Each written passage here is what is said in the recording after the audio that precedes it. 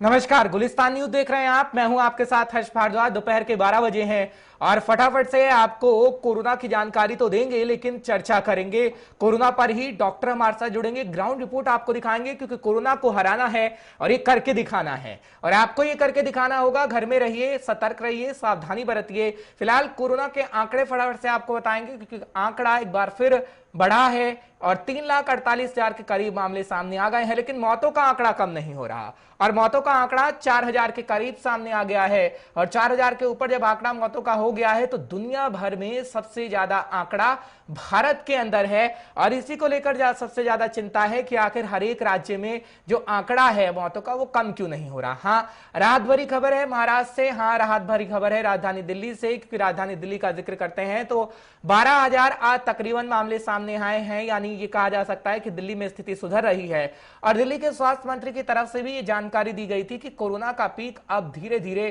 कम हो रहा है। हाँ, वैक्सीन चाहिए, वैक्सीनेट लोगों को करना होगा, ये बात दिल्ली के स्वास्थ्य मंत्री सत्येंद्र जैन की तरफ से की गई थी। बाकायदा प्रेस कॉन्फ्रेंस केजरीवाल की तरफ से भी की गई। लेकिन जब हम जम्मू कश्मीर का जिक्र करते हैं तो जम्मू कश्मीर में भी आंकड़ा बढ़ रहा है और तकरीबन 3 से 4,000 मामले डेली आ रहे हैं। और उसको देखते हुए अब बेडों की संख्या को बढ़ाया जा रहा है, क्योंकि लगातार हम आपको रिपोर्ट दिखा रहे हैं कि डीआरडीओ किस तरीके से अभी कह रहा है कि जम्मू और कश्मीर में 500 बेड के जो अस्पताल है वो बनाए जा रहे हैं और उसकी तैयारियां भी लगभग पूरी हो गई है और तकरीबन 10 से 11 दिनों में ये तैयार हो जाएगा। पर डॉक्टर क्या कुछ कहते हैं, सबसे पहले डॉक्टर का रुख करेंगे और उनसे समझेंगे कि आखिर जो कोरोना को लेकर तमाम बातें सामने आ रही है, क्या वाकई अब जब आंकड़ों में कमी देखने को मिल रही है तो अब चीजें बेहतर होंगी। डॉक्टर आनंद शुक्ला हमारे साथ जुड़ रहे हैं। बहुत बहुत शुक्रिया डॉक्टर साहब एक बार फिर हमारे साथ जुड़ने के लिए।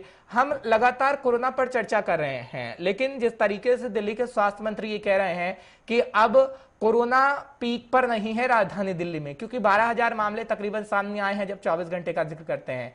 अब क्या दिल्ली ये कहा जाए कि एग्जाम्पल पूरे देश में सेट करेगा और दिल्ली का फॉर्मूला हर एक राज्य को अपनाना होगा, तभी हम छुटकारा पा सकेंगे इस कोरोना की सुनामी से, दूसरी लहर से। डॉक्टर आनंद शुक्ला, देखिए दिल्ली ने कंट्रोल काफी किया है, लेकिन चूंकि ये पैक्ड है, दिल्ली में जो भी लोग हैं वो शिक्षित हैं और उनको सिखाया जा सकता है। पुलिस भी बहुत मुस्तैदी से और कंट्रोल किया, अच्छा रहा। तो दूसरी बात है कि दिल्ली में लोगों का आना जाना एकदम बंद हो गया और एक अच्छा नमूना प्रकट किया है लोगों ने। लेकिन ये कोई जरूरी नहीं है कि ये चीज अप्लाई किया जाए दूसरी जगह, क्योंकि बहुत पहले फर्स्ट लॉकडाउन में लोगों ने ये बताया था कि दिल्ली का मॉडल हम लोग चारों तरफ लागू करें, लेकिन लागू नहीं हो पाया और जगह भी फेल हो गया, यहाँ सेल्फ भी फेल हो गया। जी बिल्कुल। लेकिन अब ऐसा क्या किया जाए, क्योंकि केजरीवाल ने तो फॉर्मूला अपनाया है और पाबंदियां हम देख ही रहे हैं, क्योंकि लॉकडाउन भी पहले समय से पहले लगा दिया गया। लेकिन कुछ राज्य ऐसे हैं, जिस तरीके से अगर हम पंजाब का एग्जांपल लें तो पंजाब की सरकार अभी भी सोच विचार कर रही है कि क्या लॉकडाउन लगाया जाए या नहीं लगाया जाए, और उसकी वजह से 4,000 से आंकड़ा बढ़ते बढ़ते अब 9,000 के करीब हो गया है। तो क्या कुछ राज्य जो सोचते हुए समय लगा रही हैं उन्हें समय नहीं लगाना चाहिए? हाँ, हम लॉकडाउन इसलिए नहीं लगा रहे हैं कि आजीविका पर असर पड़ रहा है, सरकारें कह रही हैं, पर देर कहीं ना हो जाए, क्योंकि लोग बचेंगे तभी आजीविका लोगों की चल सकेगी। डॉक्टर साहब जी, लॉकडाउन तो जरूरी है, क्योंकि मूवमेंट जब तक रिस्ट्रिक्टेड नहीं होगा, स्प्रेडिंग कम नहीं होगी, इसलिए लॉकडाउन बहुत जरूरी है। जैसे उत्तराखंड में लग गया तो उसी तरीके से पंजाब में भी लगना चाहिए, क्योंकि पंजाब में एक चीज है कि इम्यूनिटी थोड़ी स्ट्रांग है, एक्सरसाइज बॉडी है और अच्छा ईटिंग हैबिट है, तो हो सकता है टॉलरेट कर जाए। लेकिन आंकड़े देखने के बाद तो नहीं लग रहा है कि ऐसा कुछ है, तो लॉकडाउन जरूरी है। लेकिन इसमें दिल्ली मॉडल का कोई रोल नहीं है, वो अपना इस्टेब्लिश्ड वर्क कर सकते हैं। जी बिल्कुल। डॉक्टर आनंद शुक्ला साहब, अब जिस तरीके से कल भी हम बात कर रहे थे ब्लैक फंगस को लेकर या फिर कोई और ऐसी अब बीमारी सामने आ रही है जिसमें कहीं ना कहीं लोग अब घबराए हुए हैं, क्योंकि जब हम बात करते हैं आंखों के लाल हो जाने का तो अब सिम्टम सबसे ज्यादा आंखों के लाल होने के मिल रहे हैं और कहीं ना कहीं लोग घबरा रहे हैं कि जब हमारी आंखें लाल हो गई हैं तो क्या वो ब्लैक फंगस ही होगा या हम कोरोना से ग्रसित है या फिर कोई एलर्जी तो नहीं, क्योंकि गर्मियों के दिनों में हम देखते हैं कि आंखों में एलर्जी भी हो जाया करती है। तो कैसे इसे समझा जाए और किस तरीके से लोग समझे कि अब हाँ वो स्टेज आ गया है, तो कहीं ना कहीं हमें प्रिकॉशन लेने की जरूरत है, डॉक्टर की सलाह चाहिए, क्योंकि ऐसा अक्सर हम घरों में देखते हैं। लेकिन पहले जब ये एलर्जी होती थी, जब कोरोना नहीं था, तो शायद उसे घर में ही ठीक कर लिया जाता था, लेकिन अब लोग ज्यादा चिंता कर रहे हैं। उसका कारण ये है कि लोगों में स्टेरॉइड लेने की प्रवृत्ति काफी बढ़ गई है। इसके पहले जो लोग औरतें और आदमी जिम जाते थे, जैसे दिल्ली में काफी वर्किंग फीमेल्स भी हैं और वर्किंग मेल्स भी हैं, तो वो जिम में स्टेरॉइड्स बहुत ज्यादा लेते थे एक्सरसाइज के कारण, मसल्स बिल्डिंग के लिए। वही यहाँ पे ज्यादा अफेक्टेड भी हैं कोरोना के कारण, और वो लोगों को मैक्सिमम यहाँ पे पल्स डोज दी गई है, माने हेवी डोज दी गई है स्टेरॉइड की, जिसके कारण इम्यूनिटी लो हो जाती है। सुप्रा इन्फेक्शन कहते हैं इसको, जो फंगस इन्फेक्ट कर जाता है, ये हमेशा बॉडी में आसपास ही रहता है, कोई बाहर से नहीं आता। तो ये वही ब्लैक फंगस के नाम से कहा जाता है, जो कि म्यूकर माइकोसिस कहते हैं इसको। तो ये कॉमन है, बहुत पहले भी कॉमन था। किसी भी बंदे को अगर ज्यादा स्टेरॉइड हाईवी डोज में दीजिएगा, जैसे ब्रांकियल अस्थमा वाले लेते रहते हैं, तो उनको भी ये बीमारी हो जाती है, कोई घबराने की बात नहीं है। क्योंकि आई में ज्यादा इसके कारण दिक्कत हो रही है, तो ऑप्थेल्मोलॉजिस्ट जो आंखों के स्पेशलिस्ट हैं, उनको एक बार दिखाना चाहिए और सलाह लेनी चाहिए। रोकथाम भी वो लोग कर लेते हैं, नहीं तो आंख खराब होने के बाद पूरी आंख को निकालना पड़ जाता है। जी बिल्कुल, लेकिन अब अगर बच्चों का जिक्र करें, क्योंकि तीसरी लहर के बारे में हम लगातार चर्चा कर रहे हैं कि अभी दूसरी लहर के बीच तीसरी लहर की चर्चा हो रही है। अब बच्चों का जिक्र करते हैं तो वैक्सीनेशन को लेकर ये कहा जा रहा है कि ट्रायल चल रहा है और बच्चों को सबसे ज्यादा वैक्सीनेट किया जाएगा, क्योंकि बच्चों की संख्या भी काफी है। तो क्या जब ट्रायल चल रहा है तो हम माने कि ट्रायल सफल होगा और बच्चों को भी वैक्सीनेट किया जाएगा? क्योंकि अभी से सोचना होगा, क्योंकि कहा जा रहा है कि सितंबर के बाद तीसरी लहर आ सकती है। डॉक्टर आनंद शुक्ला साहब जी बिल्कुल सही बात है, क्योंकि ये लोगों का प्रेडिक्शन भी है। एक हमारे दोस्त हैं जर्सी, न्यू जर्सी में, वहाँ पे अमेरिका में एपिडेमियोलॉजिस्ट है, उन्होंने कहा था कि दिवाली के आसपास से भयंकर एक तीसरी लहर आएगी इंडिया में, जिसको कंट्रोल करने के लिए प्रिपेयर्डनेस बहुत जरूरी है। बच्चों में क्लिनिकल ट्रायल हो रहा है, क्योंकि एडल्ट में ऑलरेडी ट्रायल हो चुका है, तो बहुत आसान है। इसमें थोड़ा बहुत डोज अल्टर कर दिया जाता है और फोर्थ फेज में, मतलब थर्ड फेज में ये ट्रायल होता है और फोर्थ फेज का मतलब मार्केट में आ जाता है। तो प्रेग्नेंट लेडी और बच्चों के लिए दो चीज संभालने के लिए हमारे वैज्ञानिक लोग और हमारे फार्माकोथेरेपिस्ट और फार्माकोजिनोमिक्स ये लोग लगे हुए हैं, और बड़ा अच्छा है, बहुत अच्छा वर्क हो रहा है। इसमें कोई घबराने की बात नहीं, ये चीज अच्छी निकल के आ जाएगी। जी बिल्कुल ठीक है। लेकिन जब हम लोगों का जिक्र करें, क्योंकि हमने वैक्सीन का जिक्र किया, हम कोरोना का जिक्र कर रहे हैं, ब्लैक फंगस का जिक्र कर रहे हैं, लेकिन आजकल मेडिकल स्टोर पर हम देख रहे हैं कि मेडिकल स्टोर पर लोगों की तादाद बढ़ रही है। अब जब हम देखते हैं तो लोग ये कह रहे हैं कि हाँ बुखार आ रहा है, खांसी जुकाम है, लेकिन ऐसा कोई लक्षण नहीं दिखता कि हाँ उन्हें लगे कि कोरोना ही है, और वो कुछ दवाइयां लेते हैं, पैरासीटामोल लेते हैं, कालपोल ले रहे हैं और उनसे ठीक हो जा रहा है। लेकिन कहीं ना कहीं ऐसे केसेस भी देख रहे हैं डॉक्टर आनंद शुक्ला साहब कि हाँ उन्होंने दवाई को ले लिया और वो ठीक भी हो गए, लेकिन तकरीबन 20 से 25 दिन बाद उनको फिर ऐसे सिम्टम्स नजर आते हैं, फिर वो टेस्ट कराते हैं तो कोरोना पॉजिटिव आते हैं। इसका क्या मतलब है? क्या वेरिएंट है ये, या फिर वाकई पहले ही हमें समझ जाना चाहिए कि खांसी जुकाम है तो शायद ये कोरोना होगा, बुखार है तो शायद ये कोरोना होगा? नहीं, इसमें कुछ सिम्टम अलग अलग आ रहे हैं, तो इसलिए लोग, क्योंकि काफी वायरल फीवर के बहुत ज्यादा लोग एक्सपीरियंस हैं। पहली बार चूंकि इस तरीके से दिक्कत हुई और हाई ग्रेड फीवर हुआ, तथा उसके बाद से लंग्स में प्रॉब्लम होने लगती है। लंग्स में अगर प्रॉब्लम नहीं होती है तो ये लोग सोचते हैं कि कोई दिक्कत नहीं, कोरोना टेस्ट नहीं कराते हैं। चूंकि इसका मैनिफेस्टेशन कई जगह है, जीआईटी में, मैंने गैस्ट्रोइंटेस्टाइनल ट्रैक्ट में भी है, कार्डियक में भी है, तो किसी भी तरीके से मैनिफेस्ट कर सकता है, इसमें कोई घबराने की बात नहीं है।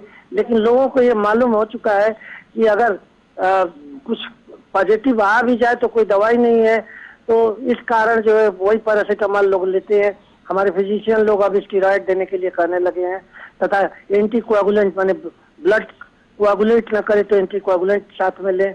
हमारे डॉक्टर के अग्रवाल आईएमए के प्रेसिडेंट थे, वो काफी अच्छा इस बारे में डिस्कस लोगों से कर रहे हैं। तो दूसरी बार चूंकि डॉक्टरों की फीस भी तो बहुत ज्यादा है और ओपीडी खुली नहीं है, तो अब करे क्या, हजार रुपया फीस ले लेते हैं वीडियो चैटिंग में और वीडियो कॉन्फ्रेंसिंग में। तो इसलिए वो लोग दुकानों पे जाके बेचारे ले लेते हैं, या आरएमपी या झोला छाप वालों से ले लेते हैं। लेकिन चूंकि साइड बाय साइड पानी इन्फेक्टेड आ रहा है, तो टाइफाइड बहुत ज्यादा कॉमन है, तो पहले वो टाइफाइड की भी सोचते हैं लोग, बाद में कोरोना साथ में आ भी जाता है। कोरोना इस समय 90% से ज्यादा स्प्रेडेड है दिल्ली में, हर आदमी कोरोना पॉजिटिव है। जी बिल्कुल डॉक्टर अनुष्का साहब, एक बात और कहीं ना कहीं जाननी होगी, क्योंकि जब हम वैक्सीन का जिक्र करते हैं तो वैक्सीन इस वक्त हमारे देश के अंदर दो हैं, कोविशील्ड और कोवैक्सीन इस वक्त बन रही हैं। लेकिन कुछ कंपनियां ये सवाल खड़े कर रही हैं कि हमें भी उसका फार्मूला दे दिया जाए। अगर क्या जो वैक्सीन बन रही है उसका फार्मूला और कंपनियों को मिले तो क्या ये संभव हो सकता है कि जब और कंपनियां आए और वो वैक्सीन बनाने लगे तो हम जल्द से जल्द लोगों को वैक्सीनेट कर पाए? क्या ये कहना सही होगा? जी जी, ये बहुत अच्छा मैन्यूवर है और हमने डीसीजीआई को ये सलाह दिया था कि ये वर्ल्ड की सबसे पहला ओथ ली जाती है कि अगर कोई भी चीज हमने रिसर्च किया है तो मुझे पूरे वर्ल्ड में देना होगा। ये हम लोग ओथ लेते हैं। तो यूएस, यहाँ पे इंडिया, एफडीए और डीसीजीआई जो रेगुलेटरी बॉडी है, ये लोग के पास ये अथॉरिटी होती है, आईसीएमआर के पास भी अथॉरिटी होती है। ये दूसरे कंपनियों को फार्मूला दे दे और इससे बड़ा आसान हो जाएगा और बड़ी तेजी से बढ़ जाएगा। क्योंकि थोड़ा सा इसमें पॉलिटिकल भी मूवमेंट था, जिसमें हमारे महाधिराज जो है मोदी जी महाराज, उनको लग रहा था कि हम ही देश चला रहे हैं, हम ही वो कर रहे हैं। और दूसरे जो है दिल्ली में हमारे गिरिराज जो है अखिलेश्वर, क्या नाम इनका, केजरीवाल वो सोच रहे थे कि हम ही मॉडल तैयार कर रहे हैं। और जब बुरी तरीके से ऑक्सीजन भी नहीं जुटा पाए, पूरा विश्व लग के 14 देशों को कोई धन्यवाद नहीं दे रहे। कहीं ना कहीं खड़े होंगे। आप दिल्ली का जिक्र कर रहे हैं तो दिल्ली की और जानकारी के लिए उज्जवल कुमार हमारे साथ जुड़े हैं। मैं आपके पास लौटूंगा। आनंद शुक्ला साहब आप बने रहिएगा, स्क्रीन पे ही हैं। उज्जवल, क्या स्थिति राजधानी दिल्ली की है? क्योंकि दिल्ली का जिक्र करते हैं तो दिल्ली में अभी ये कहा जा रहा है कि स्थिति कहीं ना कहीं सामान्य हो रही है। कल केंद्रीय अगर बात करें तो केंद्रीय स्वास्थ्य मंत्री भी लगातार ये जानकारी देते रहे। स्वास्थ्य मंत्रालय कह रहा है कि कुछ राज्य ऐसे हैं जहां पर कहीं ना कहीं मामले घट रहे हैं, लेकिन दिल्ली के स्वास्थ्य मंत्री कह रहे हैं कि अब पीक कहीं ना कहीं कम हो रहा है राजधानी दिल्ली में। क्या हम ये कहें कि जब 12,000 मामले पिछले 24 घंटे के दौरान आए हैं तो स्थितियां ठीक है? ये पाबंदियों का असर है? कैसा पाबंदियों का असर आप ग्राउंड जीरो पर भी देखते हैं? दर्शकों को अपडेट करेगा उज्जवल। ठीक है, देखिए जिस तरीके से अभी आप बता रहे थे कि केंद्र स्वास्थ्य मंत्री भी लगातार बोले जा रहे हैं और दिल्ली के स्वास्थ्य मंत्री है वो भी लगातार यही बोल रहे हैं कि दिल्ली में जो अब संक्रमण दर है वो कहीं ना कहीं देखिए घटना शुरू हो गया। अगर हम बीते 24 घंटे की बात करेंगे हर्ष, तो बीते 24 घंटे में देखिए 12,481 के आसपास जो है वो नए कोरोना संक्रमण के मामले जो है वो सामने आए। और अगर वहीं हम मौत की बात करेंगे तो 317 लोगों ने अपनी जान गंवा दी बीते 24 घंटे में। अगर आप देखेंगे कि बीते कुछ दिनों में जब हम दिल्ली की स्थिति देखी थी हमने कि किस तरीके से बद से बदतर होती जा रही थी, ऑक्सीजन की किल्लत हो रही थी, वैक्सीन, हम ये कह सकते हैं वेंटिलेटर्स की किल्लत थी। कई लोगों को हमने देखा था कि किस तरीके से दिल्ली के अस्पताल के बाहर ही दम तोड़ते हुए जो तस्वीरें आ रही थी वो काफी में ज्यादा देखिए दिल को कचोट देने वाली तस्वीरें थी। लेकिन अब धीरे धीरे देखिए जिस तरीके से लॉकडाउन बढ़ा आगे, दिल्ली के मुख्यमंत्री लगातार आते रहे और वो प्रेस से रूबरू होते रहे और साथ ही उन्होंने दिल्ली के तमाम जितने भी जनता है उनको भी बताया कि दिल्ली में क्या हाल चल रहा है। तो कहीं ना कहीं अब हम ये कह सकते हैं जो दिल्ली में बीते लगभग 1 महीने से जो हम कह सकते हैं लॉकडाउन चल रहा है उसका कहीं ना कहीं अब असर देखने को मिल रहा है। जो दिल्ली में जो कोरोना संक्रमण का दर है वो कहीं ना कहीं कम होता जा रहा है। देखिए अगर हम पॉजिटिविटी रेट की बात करेंगे दिल्ली की, तो दिल्ली की पॉजिटिविटी रेट जो बीते 24 घंटे के आसपास बताए जा रहे हैं वो 18% बताई जा रही है। तो यकीनन देखिए दिल्ली के लिए ये बहुत अच्छी बात है कि दिल्ली में जो पॉजिटिविटी रेट है वो घट गई है। जो बीते जो नए मामले आ रहे थे वो घटने लग गए हैं। लेकिन देखिए सबसे बड़ा सवाल ये खड़ा होता है हर की वैक्सीनेशन किस तरीके से हो जाए, क्योंकि दिल्ली में जो 18 साल से ऊपर के लोगों को वैक्सीन लगनी थी वो लगभग देखिए 1 मई से शुरू होना था, लेकिन वैक्सीन की कमी के चलते वो 3 मई से शुरू हुआ। उसके बाद हमने देखा कि किस तरीके से जो लोग हैं 18 साल से ऊपर के जो जवान लोग हैं, वो युवा लोग हैं, वो काफी तादाद में पहुंचे थे पहले दिन। उसके बाद लेकिन हमने ये देखा कि सरकार की जो साइट है वो क्रैश हो गई है। अब वो आप देखेंगे अपॉइंटमेंट के लिए अगर लेंगे, शेड्यूल अपॉइंटमेंट करेंगे तो वहां पे बुक्ड दिखा रहा है। लेकिन कई हम जब साइट पे गए हैं, हमने ग्राउंड रिपोर्टिंग की है तो कई सेंटर्स पे भीड़ है, लेकिन कई सेंटर्स ऐसे भी हैं जो खाली हैं। तो कहीं ना कहीं लोगों में अभी हम कह सकते हैं जागरूकता की भी कमी है, क्योंकि उन सेंटर्स के जो वहां पर सुपरवाइजर्स हैं उनसे हमने बात की तो उन्होंने ये बताया है कि जो लोग अपॉइंटमेंट लेके आते हैं उनमें से कई लोग ऐसे होते हैं जिनको वैक्सीन नहीं दी जा सकती। जैसे कोई गर्भवती महिला होती है वो आ जाती है, बीपी शुगर के पेशेंट्स होते हैं वो आ जाते हैं। बिल्कुल, यानी लोगों को समझना होगा, भीड़ इकट्ठा नहीं करनी होगी। लौटूंगा आपके पास। डॉक्टर साहब मेरा एक सवाल दिल्ली से ही है, क्योंकि अगर हम बात करें कोरोना के मामलों की तो चलिए ठीक है, बढ़ोतरी नहीं हुई, कम हुई, लेकिन मौत का जो ग्राफ है, मौत के ग्राफ हम देख रहे हैं कि कहीं ना कहीं सामान्य ही है, थोड़ा बहुत कमी है, ज्यादा नहीं है। और देश भर का जिक्र करते हैं तो मौतों का आंकड़ा हम देख रहे हैं 4000 से ऊपर का सामने आया है। ऐसा क्यों हो रहा है कि देश भर के अंदर मामलों में तो कमी देखने को मिल रही है लेकिन मौतों के ग्राफ में नहीं? शुक्ला साहब। देखिए, उसका कारण है कि ट्रीटमेंट बढ़िया अच्छा से नहीं हो पा रहा है, ऑक्सीजन अवेलेबल अभी भी नहीं है। और आज 1 साल से ये लोग मजाक कर रहे हैं और जो एसेंशियल सर्विसेज हैं उसको ये लोग वर्कआउट नहीं कर पाए, प्लांट नहीं लगा पाए, तरह तरह की चीजें हैं। मैंने बोला था कि डीआरडीओ को दें, मिलिट्री को दें, अगर नहीं संभाल पा रहे हैं लोग, नहीं दिए तो बाहर के विदेश वाले 14 कंट्री मिल के आपको ऑक्सीजन दे रहे हैं, वो भी ऑक्सीजन आपको पेशेंट के पास पहुंच नहीं पा रहे हैं, तो वो पेशेंट दम तोड़ के मरे जाए। दूसरी बड़ी एक चीज है, साथ में एक और कोई प्रॉब्लम क्रिएट कर दी है लोग कि 5G के कारण ये न्यूरो वाइब्रेटरी प्रॉब्लम्स हैं जिसके कारण लोग हार्ट अटैक करके मर रहे हैं। तो ये सारी जो चीजें हैं और अफवाहें हैं, इसको क्यों नहीं ये लोग रिलीज करके बताते? अब समस्या क्या है, हॉस्पिटल में घूमना और वीडियो दिखाना और तरह तरह के विजिट दिखाने से तो नहीं होगा ना। आपके पास हॉस्पिटल नहीं है, आपके पास बेड नहीं है, मरीज हमारे पास आते हैं 37 घंटे से पूरे चक्कर लगा रहा है दिल्ली में, एक भी जगह खाली नहीं है, एक भी बिस्तर खाली नहीं है। तो अब बताइए, ओपीडी भी बंद करा दिए। अब ये बार बार मैंने कहा था कि ओपीडी मत बंद कराइए, ओपीडी बंद करा दिए, मरीज दम तोड़ रहे हैं। यही मौत का मेन कारण है जिसको प्रकाशित नहीं किया। बिल्कुल, यानी आप कह रहे हैं कि वो मरीज तो हैं जो कोरोना से संक्रमित है, लेकिन वो मरीज भी हैं जिन्हें और अन्य बीमारी है, इलाज नहीं मिल पा रहा और वो दम तोड़ रहे हैं। ठीक है, मैं लौटूंगा आप दोनों के पास। उत्तर प्रदेश चलते हैं क्योंकि गौरव पांडे भी हमारे साथ जुड़े हुए हैं और उज्जवल तो लगातार जानकारी पहुंचा रहे हैं, डॉक्टर साहब भी हमारे साथ बने हुए। क्या खबर गौरव उत्तर प्रदेश से भी है, क्योंकि उत्तर प्रदेश में आंकड़ा कम नहीं हुआ है और जब हम उत्तर प्रदेश की स्थिति को समझते हैं तो लाशों के ढेर कहीं ना कहीं देखते हैं। क्योंकि कल जब हम बिहार की खबर बता रहे थे कि किस तरीके से अक्सर में नदियों के अंदर लाशें मिली, तो बिहार कह रहा है कि ये तो उत्तर प्रदेश की लाशें हैं, वहां पर लाशों के ढेर हैं, इसलिए नदियों में फेंके जा रहे हैं। क्या वाकई तस्वीर आपको ऐसी दिखती है या हालात सुधर रहे हैं दिल्ली की तरह? क्या सच है गौरव, बताइएगा दर्शकों को। देखिए, हर फिलहाल अगर बात करें उत्तर प्रदेश में अस्पतालों की स्थिति की, तो कहीं न कहीं अब जाकर सरकार थोड़ा बहुत जागी है।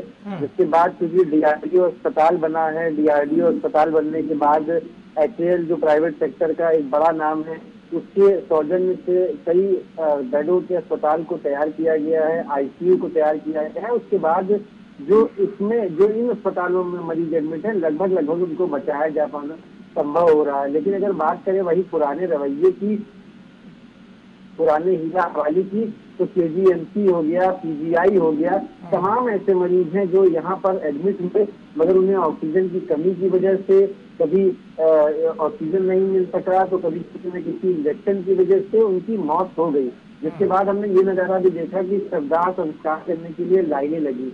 और इस बात को डिनाई नहीं किया जा सकता कि बक्सर नदी में जो सब देखे गए हैं उतराते हुए, वो उत्तर प्रदेश की तरफ से या उत्तर प्रदेश में कहीं न कहीं इन सबों को संस्कार न करके नदी में बहाया गया है। लेकिन जब तक पूरी तरीके से पुष्टि नहीं हो जाती तब तक कुछ कह पाना भी गलत होगा। लेकिन स्थितियां जब की तब है। वैक्सीन की बात हो रही थी अभी, युवा वर्ग जो 18 वर्ष से ऊपर का है वो जो स्लॉट बुक करा रहा है, तो वाकई एक लंबे समय तक के लिए स्लॉट पहले से बुक्ड है। और उसमें कई ऐसे लोग भी हैं जो जैसे गर्भवती महिलाएं हैं, IGP के लोग हैं और तमाम बीमारियों से ग्रसित लोग हैं, उन्होंने भी स्लॉट को पहले से बुक करा के रखा हुआ है, जिससे जो दूसरा व्यक्ति है उसको, जो स्वस्थ व्यक्ति है उसको नंबर नहीं मिल पा रहा है। और जब वो वैक्सीन सेंटर में जाता है तो उसको वहां से वापस कर दिया जाता है और वही लोग बाहर आके ये कहते हैं कि वैक्सीन नहीं है और वहाँ वैक्सीन लगी नहीं। तो तमाम तरीके की चीजें हैं, तो अफवाहों में नहीं पड़ना है।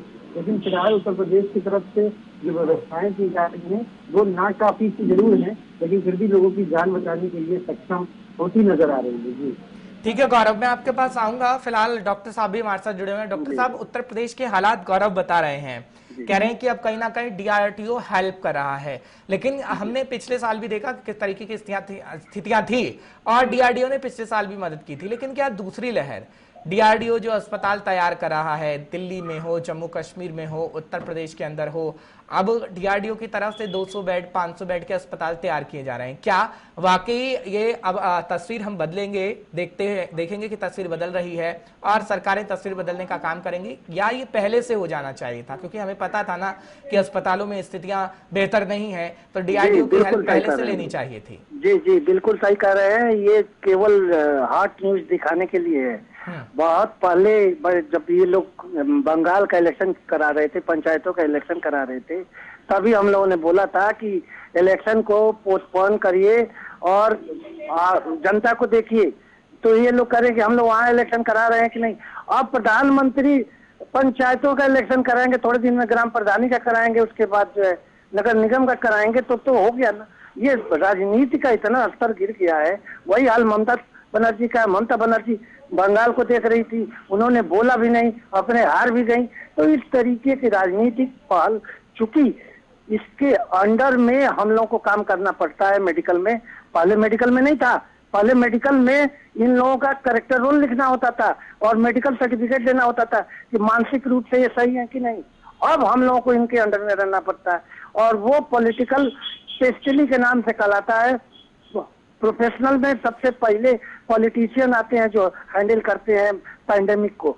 अब ये बताइए कि जो ये हॉस्पिटल बन रहे हैं, कहीं भी कोई अस्पताल नहीं चालू हुआ है, मैं आपको बता रहा हूँ। और ये प्रिपेयर्डनेस शायद सितंबर या नवंबर दिसंबर में भी नहीं होगा, क्योंकि तब तक भुखमरी चालू हो जाएगी और इनके पास जो पैसा है वो पहले रफाएल। यानी आप ये कह रहे हैं कि भविष्य में कहीं ना कहीं हालात खराब होंगे और उसे कहीं ना कहीं सुधारने की जरूरत होगी। लेकिन डॉक्टर साहब, अब एक सवाल और मेरा भी है, क्योंकि जिस तरीके से हम देखते हैं कि हर जगह हालात कहीं ना कहीं खराब हो रहे हैं, अब लोग घरों से कम निकल रहे हैं, क्योंकि अस्पतालों की तो स्थिति हमने देखी, अस्पतालों में स्थितियां खराब है, लेकिन जब वो घरों से बाहर निकल नहीं रहे हैं तो घर में अपने आप को कैसे ठीक करेंगे? क्योंकि आप लगातार बता रहे हैं हमारे साथ आके, तो एक बार फिर इस बात को दोहराइएगा कि घर में रहकर कोरोना से कैसे बचा जा सकता है।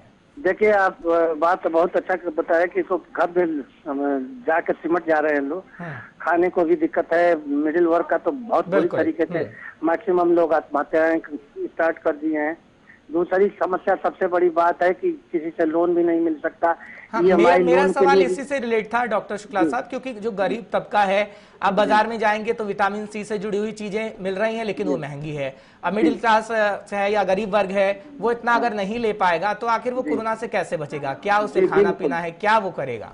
अब गवर्नमेंट के पास कोई भी बुद्धि नहीं है कि लोगों को फाइनेंस, मेडिकल इमरजेंसी का फाइनेंस दे दें। 2-4 हजार रुपया पर हाउस वो लोग चुका देंगे।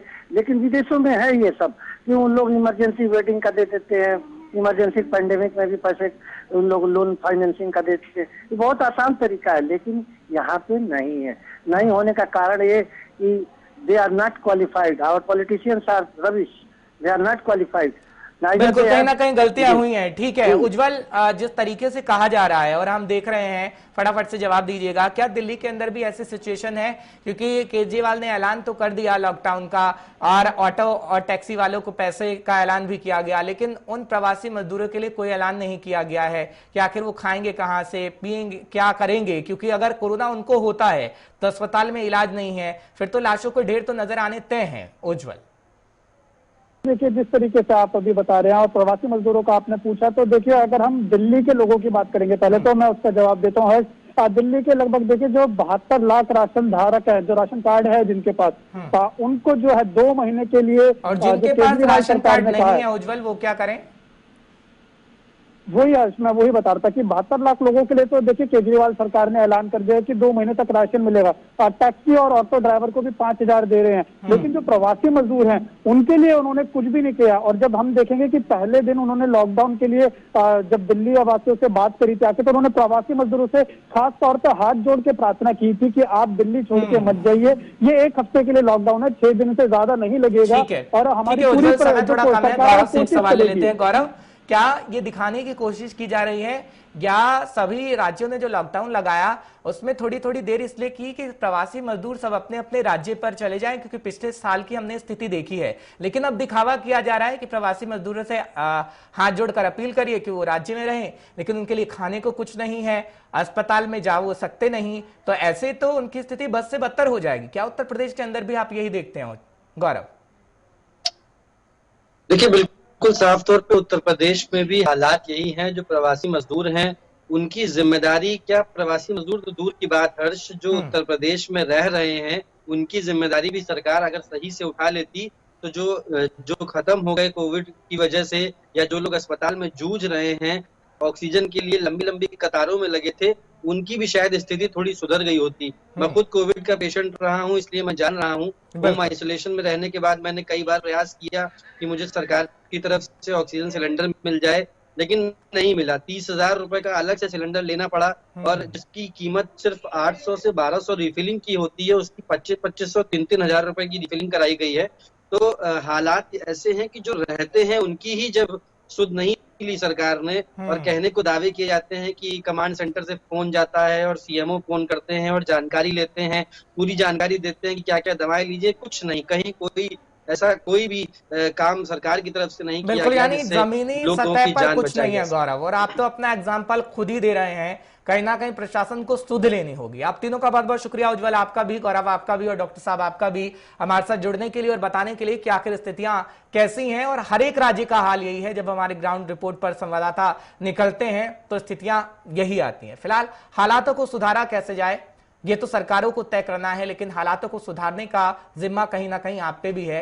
अपील आपसे यही रहेगी कि आप सावधानी बरतिए, सतर्कता बरतिए, मास्क लगाइए, 2 गज दूरी का पालन करिए, सैनिटाइज का इस्तेमाल करिए। फिलहाल कोरोना को हराना होगा और आपको ही ये करके दिखाना होगा। फिलहाल एक ब्रेक रुक रहे हैं, ब्रेक के उस पार खबरों का सिलसिला बरकरार है।